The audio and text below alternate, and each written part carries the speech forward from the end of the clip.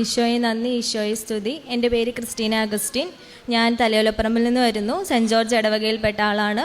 എൻ്റെ അമ്മയുടെ പേരിലായിരുന്നു ഉടമ്പടി. ഞാനൊരു BSc നേഴ്സാണ്. എൻ്റെ അമ്മയുടെ 2019 ഉടമ്പടി എടുത്താണ്. അന്ന് ഞാൻ BSc നേഴ്സിംഗ് പഠിക്കുന്ന സമയത്താണ് അമ്മ എടുക്കുന്നത്. അങ്ങനെ BSc ഞാൻ കംപ്ലീറ്റ് ആക്കി വന്നപ്പോൾ തൊട്ട് എൻ്റെ വീട്ടിൽ എല്ലാവരുടെയും ആഗ്രഹമായിരുന്നു പുറത്ത് പോകണമെന്നുള്ളത്. അങ്ങനെ ഞാൻ OET പരീക്ഷ എഴുതി. പക്ഷെ എനിക്ക് കിട്ടിയില്ല. 2 പ്രാവശ്യം ഞാൻ OET എഴുതിയിട്ടും എനിക്ക് കിട്ടിയില്ല. അങ്ങനെ എനിക്ക് കിട്ടാതായി ഞാൻ ജോലിക്ക് കയറി. അവിടെ നിന്നുകൊണ്ട് ഞാൻ 1 പ്രാവശ്യം എഴുതിയപ്പം എനിക്ക് 2 സബ്ജക്റ്റ് കിട്ടി. ഞാൻ പിന്നെ ജോലിയൊക്കെ ജോലി നിർത്തി വീട്ടിൽ വന്നിട്ട് എഴുതാമെന്ന് പറഞ്ഞു. അങ്ങനെ ഞാൻ ജോലി നിർത്തി വീട്ടിൽ വന്നു. അപ്പോൾ എൻ്റെ പപ്പ ഹോസ്പിറ്റലിലെ സമയത്ത് ഈ 2 വിഷയം ഉള്ളത് കൊണ്ട് 2 വിഷയം മാത്രമായിട്ട് എഴുതിയെടുക്കാമെന്ന് ഞാൻ അറിഞ്ഞു, ന്യൂസിലൻഡിന് പോകാൻ വേണ്ടിയിട്ട്. അങ്ങനെ എൻ്റെ ഒരു കൂട്ടുകാരി വഴിയാണ് ഞാൻ അതറിഞ്ഞത്. അങ്ങനെ ഞാൻ ആ 2 വിഷയം മാത്രം എഴുതിയെടുക്കാനായിട്ട് 1 മാസമേ എനിക്ക് സമയം ഉണ്ടായിരുന്നുള്ളൂ. ആ 1 മാസത്തിനുള്ളിൽ എഴുതിയെടുത്തില്ലെങ്കിൽ എൻ്റെ ആദ്യത്തെ പരീക്ഷയുടെ എക്സ്പയറി ആയി പോകുമായിരുന്നു. അങ്ങനെ ഞാൻ പ്രാർത്ഥിച്ച് പരീക്ഷ എഴുതാൻ തന്നെ തീരുമാനിച്ചു. അതിന് മുന്നേ ഞാൻ ഇവിടെ വന്ന് പ്രാർത്ഥിച്ചു. പക്ഷേ ഇനി 2 കാര്യങ്ങളുണ്ടായിരുന്നു. ഒന്ന് ഈ പരീക്ഷയും, ഇനി ഇത് കിട്ടിയില്ല എങ്കിൽ എനിക്കൊരു സീനിയർ കെയറിൻ്റെ ഇൻ്റർവ്യൂവും വന്നിട്ടുണ്ടായിരുന്നു. അങ്ങനെ ഞാൻ 2 കാര്യങ്ങളാണ് മാതാവിൻ്റെ അടുത്ത് വന്ന് പ്രാർത്ഥിച്ചത്. അങ്ങനെ ഞാൻ ജോസഫ് അച്ഛനെ കണ്ടു, പ്രാർത്ഥിച്ച് അച്ഛൻ എനിക്കൊരു കാശ് രൂപവും തന്നു. ഞാൻ ഇവിടുന്ന് ഏപ്രിൽ 25-ാം തീയതിയാണ് പരീക്ഷ എഴുതാൻ വേണ്ടിയിട്ട് പോകുന്നത്. അപ്പോൾ അതിൻ്റെ തലേ ദിവസം എൻ്റെ അമ്മ ആശുപത്രിയിൽ അഡ്മിറ്റായി. എനിക്ക് പ്രശ്നമൊന്നും ഉണ്ടായിരുന്നില്ല പരീക്ഷയ്ക്ക് പോണവരെ. ഞാനും പപ്പയും കൂടിയാണ് പരീക്ഷ എഴുതാൻ വേണ്ടി പോയത്. അങ്ങനെ ഞാൻ പരീക്ഷ എഴുതാൻ ചെന്ന് ഹോളിൽ കയറിയ സമയം തൊട്ട് എനിക്ക് ഭയങ്കര പനിയായി. ഞാൻ അവിടെ നിന്ന് തന്നെ ഒരു ടാബ്ലറ്റ് വാങ്ങിച്ച് കഴിച്ചു. പരീക്ഷ എഴുതാതിരിക്കാൻ പറ്റില്ലാത്തതുകൊണ്ട് മാത്രം ഞാൻ അറ്റൻഡ് ചെയ്യാൻ വേണ്ടിയിട്ട് കയറി. പക്ഷെ എനിക്ക് ഒട്ടും എഴുതാൻ പറ്റിയില്ല പരീക്ഷ. ഞാൻ പരീക്ഷ കഴിഞ്ഞ് വീട്ടിൽ വന്ന് ഹോസ്പിറ്റലിൽ അഡ്മിറ്റ് ആവുകയാണ് ചെയ്തത്. അങ്ങനെ എൻ്റെ പ്രതീക്ഷ ഇനി എക്സാം കിട്ടില്ല എന്ന് തന്നെയായിരുന്നു. അങ്ങനെ ഞാൻ അതോർത്ത് സീനിയർ കെയറിൻ്റെ കാര്യങ്ങളൊക്കെ ചെയ്തു. ഞാൻ ഓർത്തു അതായിരിക്കും എനിക്ക് വിധിച്ചിരിക്കുന്നതെന്ന് ഓർത്തു ഞാൻ അതിൻ്റെ കാര്യങ്ങളെല്ലാം ചെയ്ത് പൈസ എല്ലാം അടച്ചു. അങ്ങനെ ഞങ്ങളുടെ എക്സാമിൻ്റെ റിസൾട്ട് ഹോൾഡായിരുന്നു. വീണ്ടും 2 ആഴ്ച കഴിഞ്ഞിട്ടാണ് വരുന്നത്. ഞാൻ ഓർത്തു പിന്നെ എക്സാമിൻ്റെ റിസൾട്ട് വന്നന്ന് എൻ്റെ അമ്മ എന്നോട് പറഞ്ഞു, നമ്മൾ പ്രാർത്ഥിച്ചതല്ലേ പോയ സമയത്ത് തൈലവും കാശുരൂപവും ഒക്കെ ആയിട്ടാണ് ഞാൻ പരീക്ഷയ്ക്ക് പോകുന്നത്. അപ്പം അമ്മ പറഞ്ഞു, നമുക്ക് വെറുതെ ഒന്ന് നോക്കാം മോനെ, എങ്ങനെയുണ്ട് എന്ന് നോക്കാമെന്ന് പറഞ്ഞു. അങ്ങനെ ഞാൻ എക്സാമിൻ്റെ റിസൾട്ട് നോക്കി. ഞാൻ എഴുതിയ 2 വിഷയവും B ഉണ്ട്. ഞാനത് പാസ്സായി. അങ്ങനെ ഞാൻ ന്യൂസിലൻഡ് പ്രോസസ്സിങ്ങിന് സ്റ്റാർട്ട് ചെയ്തു. പക്ഷേ അതിനുള്ള പൈസ നല്ലൊരു എമൗണ്ട് ആകും. ആ സമയത്ത് ഞങ്ങളുടെ കയ്യിൽ ഒരു വഴിയില്ല പൈസയ്ക്ക് വേണ്ടിയിട്ട്. കാരണം ഞങ്ങളുടെ കയ്യിലുണ്ടായിരുന്ന പൈസയൊക്കെ സീനിയർ കെയറിന് വേണ്ടിയിട്ട് അടച്ചു. അപ്പം 7 ലക്ഷം രൂപയാണ് ഞങ്ങൾ അടച്ചത്. പൈസ തിരിച്ചു കിട്ടുമെന്ന് ഒരു പ്രതീക്ഷ ഉണ്ടായിരുന്നില്ല. അങ്ങനെ ഞാനും എൻ്റെ അമ്മയും കൂടെ പ്രാർത്ഥിച്ചു. ഇവിടെ വന്ന് പ്രാർത്ഥിച്ചു. ഞങ്ങൾ വീട്ടിൽ ചെന്ന് ഇവിടെ നിന്ന് പോണ വഴിക്ക് തന്നെ ആ ചേട്ടൻ എന്നെ വിളിച്ചു പറഞ്ഞു, ആ പൈസ ഞാൻ തിരിച്ചു തരാം എന്ന് പറഞ്ഞു.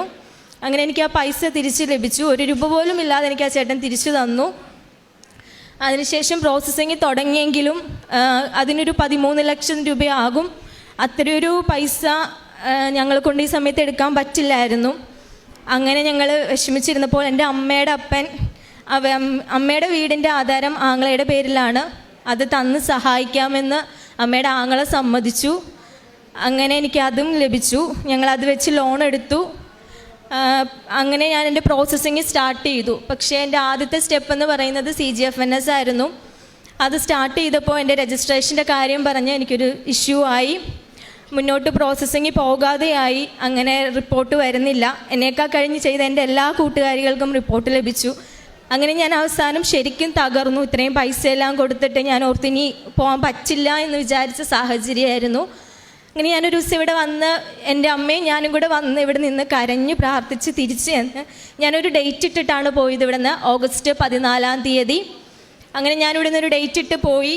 അവിടെ ചെന്ന് വീട്ടിൽ ചെന്ന് പ്രാർത്ഥിച്ചു. ഞാൻ ചൊവ്വാഴ്ചകളിലെ ധ്യാനങ്ങൾ മുടങ്ങാതെ കൂടി. അമ്മയുടെ കൂടെ പത്രം കൊടുക്കാനും കാര്യങ്ങൾക്കെല്ലാം ഞാൻ പോകും. പിന്നെ പറ്റാവുന്ന വിധത്തിലൊക്കെ ഞാൻ മറ്റുള്ളവരെ സഹായിച്ചിട്ടുണ്ട്. അതുപോലെ തന്നെ കുർബാനകളിലൊന്നും ഞാൻ വീട്ടിൽ നിന്ന് സമയങ്ങളിൽ മൊത്തം എല്ലാ ദിവസവും രാവിലെ ഞാൻ കുർബാന പയ്യിൽ പങ്കെടുക്കാൻ പോയിട്ടുണ്ട്. അങ്ങനെ ഞാൻ പ്രാർത്ഥിച്ച് ഓഗസ്റ്റ് 14 ഞാൻ ഡേറ്റ് ഇട്ടെങ്കിലും ഓഗസ്റ്റ് 12-ാം തീയതി എൻ്റെ CGFNSൻ്റെ റിപ്പോർട്ട് എനിക്ക് ലഭിച്ചു.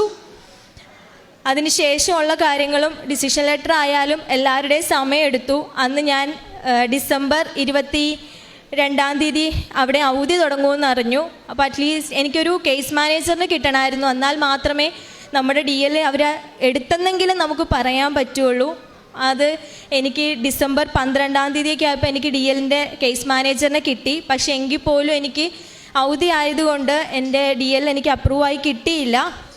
അങ്ങനെ ഞങ്ങൾ ജനുവരി 15 ഞാൻ വീണ്ടും ഒരു ഡേറ്റ് ഇട്ട് പ്രാർത്ഥിച്ചു. ജനുവരി 12 എനിക്ക് എൻ്റെ ഡിസിഷൻ ലെറ്റർ വന്നു. പക്ഷെ ഇതെല്ലാം കിട്ടിയെങ്കിൽ പോലും ഞങ്ങൾക്ക് അവിടെ കോളേജുകളിലോട്ടൊരു അഡ്മിഷൻ കിട്ടുന്നുണ്ടായിരുന്നില്ല. ഇപ്പോൾ അവിടെ ഇപ്പോൾ പൊതുവെ നമുക്ക് പരീക്ഷ എഴുതി നിൽക്കുന്ന പിള്ളേർ കൂടുതലായതുകൊണ്ട് അവിടെ ഒരു പഠിക്കാനായിട്ടുള്ളൊരു സാഹചര്യമില്ല. ഞങ്ങൾക്ക് 1 മാസത്തെ കോഴ്സുണ്ട്. അങ്ങനെ കോളേജിൽ അഡ്മിഷൻ കിട്ടാതിരുന്ന സമയത്തും എൻ്റെ വിശ്വാസം കൈവിടാതെ ഞാൻ എൻ്റെ മാതാവിൻ്റെ അടുത്ത് പ്രാർത്ഥിച്ചു. അങ്ങനെ എനിക്കൊരു ഏജൻസി സീറ്റ് കിട്ടി. എൻ്റെ ഓഫർ ലെറ്ററും കാര്യങ്ങളെല്ലാം വന്നു. ഞാൻ വിസയ്ക്ക് കൊടുത്തെങ്കിൽ പോലും എൻ്റെ വിസ മാത്രം വരുന്നില്ല, ബാക്കി എല്ലാവരുടെയും വിസ വന്നു. അങ്ങനെ ഞാൻ വിസയ്ക്ക് കൊടുക്കുന്നതിന് മുന്നേ കഴിഞ്ഞ മാസം ഞാൻ ഇവിടെ വന്ന് ഉടമ്പടി എടുത്തു 18 ആ 18 ഇവിടെ നിന്ന് ഉടമ്പടി എടുത്ത് വീട്ടിൽ ചെന്നിട്ടാണ് ഞാൻ വിസയ്ക്കുള്ള പൈസയും കാര്യങ്ങളും എല്ലാം അയച്ചു കൊടുക്കുന്നത്. അങ്ങനെ അതെല്ലാം കൊടുത്തു. വിസ വരാത്തതുകൊണ്ട് എല്ലാവർക്കും വന്ന് പോകാനുള്ള ദിവസങ്ങളും അടുത്ത് വരികയാണ്. എങ്കിലും എൻ്റെ മാതാവ് എന്നെ കൈവിടില്ല എന്നുള്ള അടിയുറച്ച വിശ്വാസം എനിക്കുണ്ടായിരുന്നു. എൻ്റെ വിസ ഈ മാസം 5 തന്നെ വന്നു. 5 ഡേറ്റ് ഇട്ടിരുന്നത്. 4 വിസ അപ്രൂവ് ആയി. 5 വിസ മെയിലിൽ വരികയും ചെയ്തു. ഞാൻ ഈ മാസം 28 ഏർലി മോർണിംഗ് ആണ് പോകുന്നത്. എനിക്ക് തന്ന എല്ലാ അനുഗ്രഹങ്ങൾക്കും ഒരുപാട് നന്ദി ഞാൻ പറയുവാണ്. പ്രാർത്ഥനയിൽ ഞാൻ അമ്മയോടൊപ്പം ഞാൻ എല്ലാ കാര്യങ്ങളിലും പ്രേക്ഷിത പ്രവർത്തനത്തിന് പോവായിരുന്നു. ഇവിടുത്തെ ധ്യാനം മുടങ്ങാതെ കൂടുന്നുണ്ട്. കുർബാനയിൽ എല്ലാ ദിവസവും കുർബാനയിൽ പങ്കെടുക്കുന്നുണ്ട്. അതുപോലെ തന്നെ നമുക്ക് ഈ സമയത്ത് പ്രാർത്ഥന ചെയ്യാനൊന്നും നേരത്തെ പറ്റിയിരുന്നില്ല. ഉടമ്പടി എടുത്തതിന് ശേഷം കറക്റ്റ് സമയത്ത് എല്ലാ ദിവസവും പ്രാർത്ഥനയ്ക്കിരിക്കും. പള്ളിയിൽ പോകാനായിട്ടുള്ള മടി അങ്ങനെയൊന്നും ഉണ്ടായിരുന്നില്ല. എല്ലാം കറക്റ്റായിട്ട് ചെയ്യാനായിട്ട് മാതാവ് എന്നെ ഒരുപാട് സഹായിച്ചു. നിന്നെക്കുറിച്ചൊരു പദ്ധതി എൻ്റെ മനസ്സിലുണ്ട്. നിൻ്റെ നാശത്തിനല്ല, ക്ഷേമത്തിനുള്ള പദ്ധതി. നിനക്ക് ശുഭമായ ഭാവിയും പ്രത്യാശയും നൽകുന്ന പദ്ധതി. വിശുദ്ധ ഗ്രന്ഥത്തിൽ ജെറമിയ പ്രവാചകൻ്റെ പുസ്തകം 29 അധ്യായം 11 തിരുവചനമാണ്. ഈ മകളുടെ സാക്ഷ്യത്തിൽ തനിക്ക് വേറൊരു വഴിയിലേക്കായിരിക്കും തൻ്റെ നിയോഗം, അതായത് താൻ പോകേണ്ടത് എന്ന് വിചാരിച്ച് സീനിയർ കെയറിന് പോകുവാൻ വേണ്ടി അതിനുള്ള കാര്യങ്ങളൊക്കെ ചെയ്യുന്നു. എന്നാൽ അതിനോടൊപ്പം തന്നെ OET എക്സാം എഴുതുകയും പിന്നീട് തനിക്ക് തൻ്റെ അസുഖം മൂലം ആ എക്സാം നന്നായിട്ട് അറ്റൻഡ് ചെയ്യാൻ പോലും പറ്റിയില്ല. അമ്മയെ കൂടെ കൊണ്ടുപോയി ആ ഒരു ബലം മാത്രമാണ് ഉണ്ടായിരുന്നത്. പരീക്ഷ കഴിഞ്ഞ് നേരെ ഹോസ്പിറ്റലിലേക്കാണ് പോകുന്നതെന്നാണ് നാം കേട്ടത്. അപ്പോൾ തങ്ങൾക്ക് തങ്ങളുടെ ജീവിതത്തിൽ പലതരത്തിലുള്ള പ്രതിസന്ധികൾ ഓരോ മക്കളും, നാം ഇവിടെ വന്നിരുന്ന് പ്രാർത്ഥിക്കുന്ന ഓരോരുത്തർക്കും ഇങ്ങനെയുള്ള പ്രതിസന്ധികൾ ഉണ്ടാകും. ആ പ്രതിസന്ധികളിൽ തിരുവചനം പറയുന്നത് പോലെ നാം അല്ല നമ്മുടെ പദ്ധതികൾ വിഭാവനം ചെയ്യുന്നത്.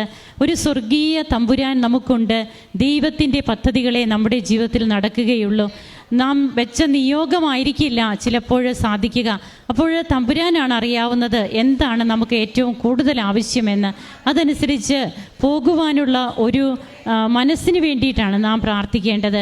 നാം ഇവിടെ ഇരുന്ന് പ്രാർത്ഥിക്കുമ്പോൾ പരിശുദ്ധ അമ്മ പ്രത്യക്ഷപ്പെട്ട ഈ മണ്ണിൽ എല്ലാ കാര്യങ്ങളും അമ്മയുടെ ഇഷ്ടത്തിലൂടെ ഈശോ നമുക്ക് നടത്തിത്തരും എന്നുള്ള ഒരു വിശ്വാസവും ബോധ്യവുമാണ് നമുക്കുണ്ടാകേണ്ടത്. അങ്ങനെ തൻ്റെ ജീവിതത്തിൽ ഇന്ന് തനിക്ക് പോകുവാനുള്ള കാര്യങ്ങളെല്ലാം റെഡിയായി. സാമ്പത്തികമായിട്ടുണ്ടായിരുന്ന തടസ്സങ്ങൾ, അത് 7 ലക്ഷമൊക്കെ ഏജൻസിക്കാർ തിരിച്ചു കൊടുക്കുന്നു. അതൊക്കെ ചിന്തിച്ചാൽ അതൊരു നിസ്സാര കാര്യം, അവർ കൊടുക്കേണ്ടതല്ലേ എന്ന് നമുക്ക് ചിന്തിക്കാം. എന്നാൽ അത് കൊടുക്കാത്ത എത്രയോ പേരുണ്ട്, അത് കിട്ടാത്തവർ. അപ്പോൾ 1 രൂപ പോലും അവരെടുക്കാതെ മൊത്തം ഇവർക്ക് ലഭിച്ചു എന്നും ഇതെല്ലാം ഉടമ്പടിയിലൂടെ ആയിരുന്നു. പിന്നീടാണ് ഈ മകൾ ഇവിടെ വന്ന് ഉടമ്പടി എടുക്കുന്നത്. തൻ്റെ മമ്മിയുടെ കൂടെ എല്ലാ കാര്യങ്ങളും ചെയ്യുവാനായിട്ട് ഈ മകൾ പരിശ്രമിച്ചു.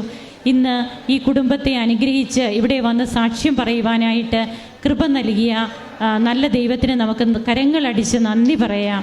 യേശുവേ നന്ദി, യേശുവേ സ്തുതി, യേശുവേ ആരാധന. അത്യപൂർവ ദൈവാനുഭവങ്ങൾ ഇനി നിങ്ങൾക്കും സ്വന്തം. ഈ യൂട്യൂബ് ചാനൽ ഇതുവരെ സബ്സ്ക്രൈബ് ചെയ്തിട്ടില്ലെങ്കിൽ ഇപ്പോൾ തന്നെ സബ്സ്ക്രൈബ് ചെയ്യുക. ഈ വീഡിയോ ഇപ്പോൾ തന്നെ നിങ്ങളുടെ സുഹൃത്തുക്കൾക്ക് ഷെയർ ചെയ്തുകൊണ്ട് കർത്താവിൻ്റെ പ്രേക്ഷിതരാകുക.